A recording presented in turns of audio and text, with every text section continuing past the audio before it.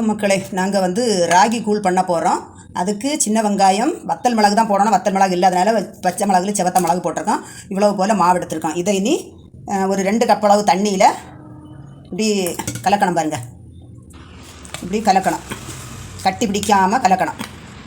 கட்டி பிடிக்காமல் கலந்து இப்படி தண்ணி போல் இப்படி கலந்து வச்சுக்கிட்டு அதுக்கு பிறகு அடுப்பில் மண் சட்டி வச்சு சின்ன வெங்காயம், பச்சை மிளகு சேர்க்குறோம்.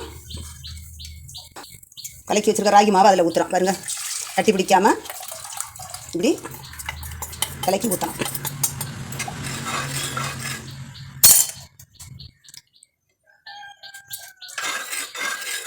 கலக்கி கொடுத்துட்டே இருக்கணும். சிலவங்க அரிசி சேர்ப்பாங்க, நாங்கள் அரிசி சேர்க்கல. அரிசி சேர்க்கலைன்னா இது சுகர் பேஷண்ட்டுகளுக்கு கொடுக்கறதுக்காக பண்ணுறது.